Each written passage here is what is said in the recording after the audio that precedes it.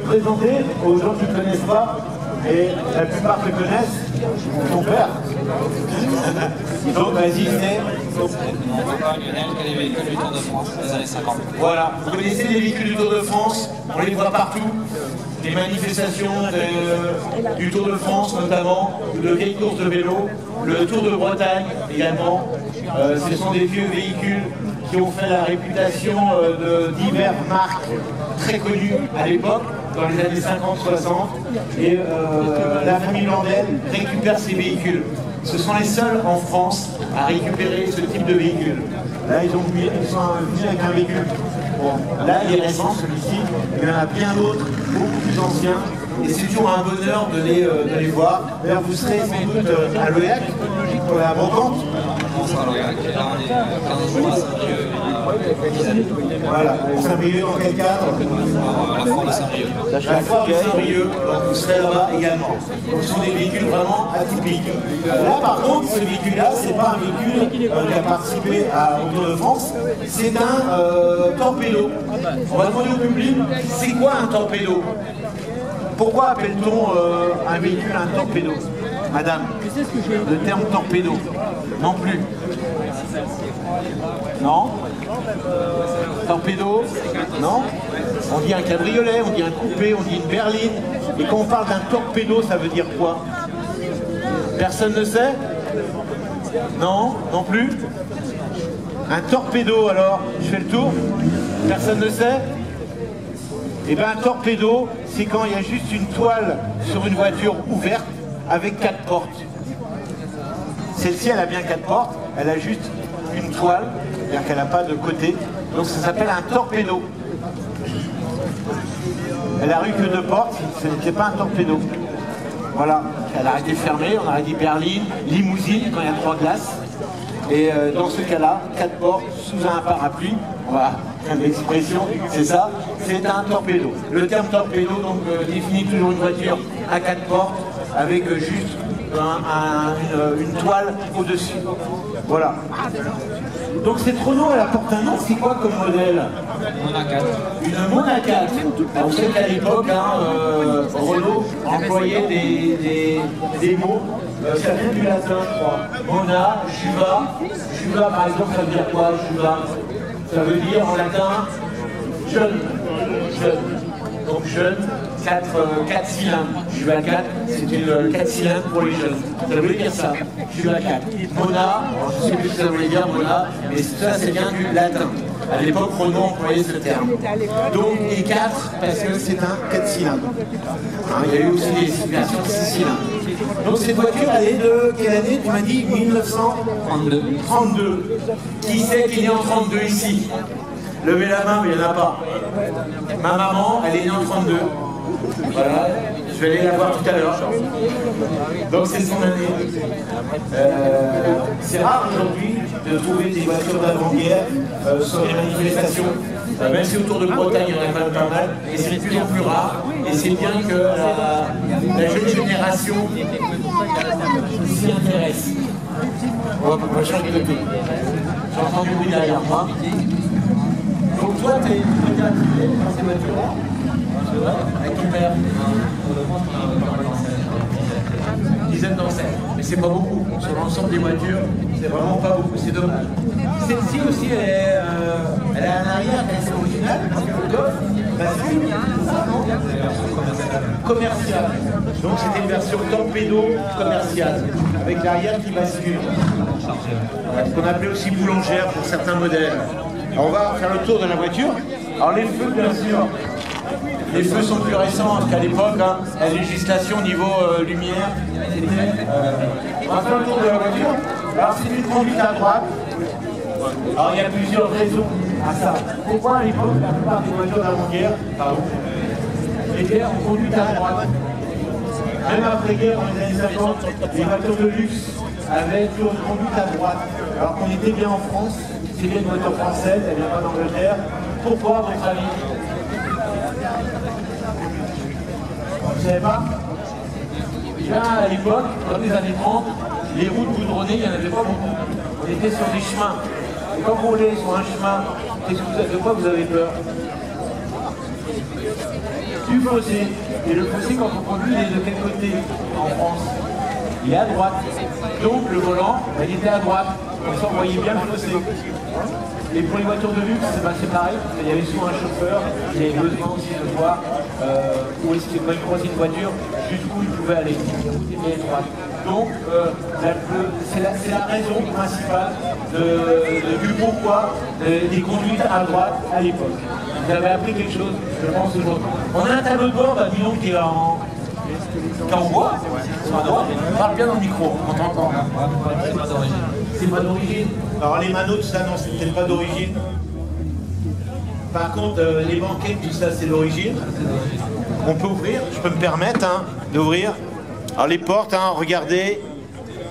Alors venez voir, parce qu'il faut regarder à l'intérieur. Regardez le plancher, c'est du bois.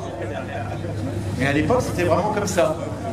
Regardez, on accède à la boîte de vitesse en démontant certains panneaux. On accède aussi à pas mal de choses, même si là, ça a évolué au fil des années. Ça a été plus ou moins bricolé, mais il y a la batterie aussi qui se trouve là. On la voit bien. Voilà, le frein à main ici et le levier de vitesse. Vous avez vu la longueur du levier de vitesse, il fait au moins 1 mètre de long. Directement sur la boîte. Il n'y a pas de synchro, enfin pas synchronisé. Donc le type torpedo. Voilà, on a une deuxième batterie, des pièces de rechange. Des verres qui vont bien, parce qu'il fait toujours chaud dans ces voitures. Et il y a autre chose qu'on voit très bien cette voiture parce qu'elle est dans son jus. Donc on peut le remarquer sur la porte ici. Les voitures à l'époque étaient munies d'un châssis. Donc un châssis sous la voiture, c'est quoi un châssis? C'est 2 grosses poutres métalliques avec des barres en travers, une sorte de grosse échelle. Et on fixait le pont là-dessus et le moteur.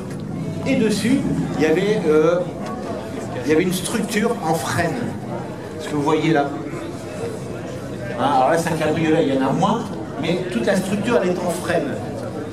C'est un gabarit tout en frêne. Et la carrosserie, elle était fixée dessus, cloutée. Alors bien sûr, en cas d'accident, tout ça, ça éclatait. C'était avant les coques acier. Les coques acier, c'est Citroën qui a commencé à produire des coques acier avec, dans les années 30. Et après, tout le monde a suivi les coques acier. Mais à l'époque, surtout pour les cabriolets, la technique de la carrosserie, la structure en frêne, elle a perduré jusque dans les années 50.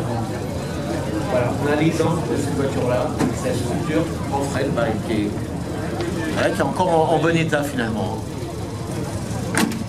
Voilà, et après on est passé bien sûr au monocoque. On a supprimé le châssis des voitures. C'est l'évolution des voitures. Au début du siècle dernier, on était sur un type de voiture comme les Fiat, les voitures à chevaux. C'était la même structure. On a continué à produire des voitures, même avec un moteur, sur cette structure en frêne, avant de passer à autre chose de plus solide, les voitures acier, et après les monocoques où on a supprimé le châssis. Là, on est encore sur un châssis avec une structure en frêne. Donc des voitures qu'on ne voit pratiquement plus aujourd'hui. Donc il y a des pneus Michelin qui sont pas durs. Ouais, parce que les pneus, je pense qu'ils étaient la peinture, d'accord. La capote a été refaite également. Elle est longue, la voiture, waouh. Comme je disais, c'est une commerciale, donc ce qui permet de. Je sais pas si c'est beau. La commerciale, ça doit être avant. Ça va se plier. Le siège, ouais, se plie. Ouais. Elle se replie et avec l'ouverture à l'arrière, ça permet de charger des choses un peu longues, un peu encombrantes.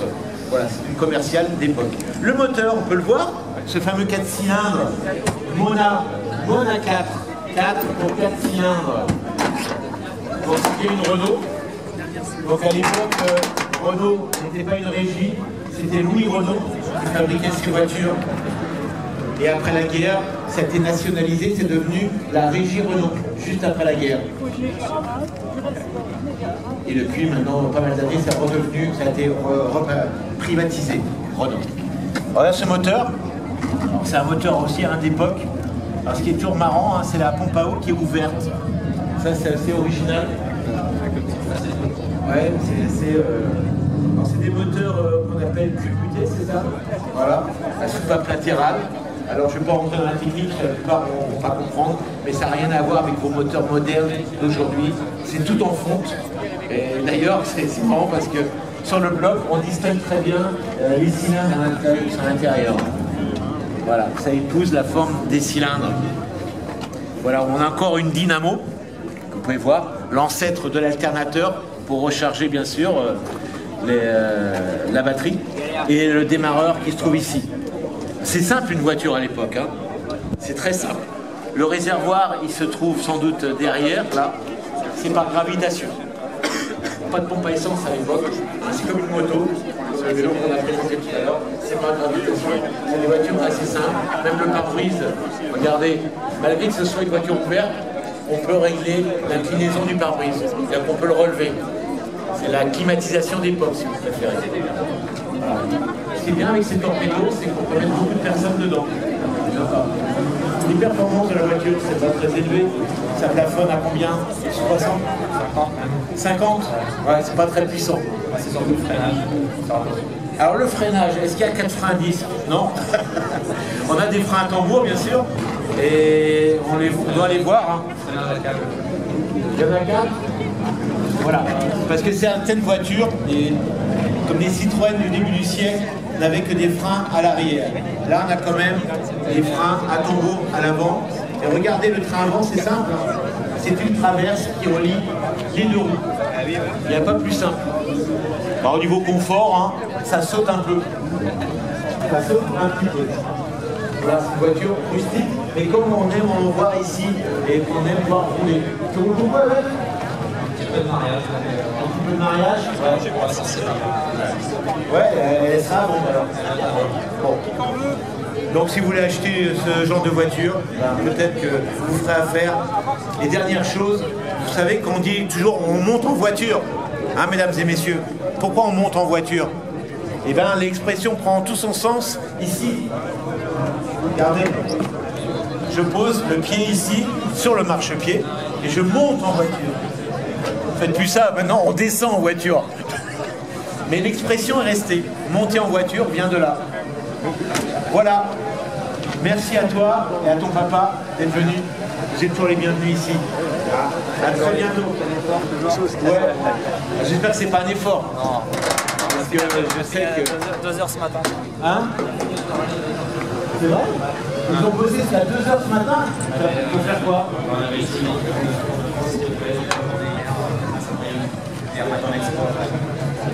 Voilà, ils ont bossé donc jusqu'à 2 heures du matin pour mettre en état des véhicules qui étaient à Saint-Brieuc.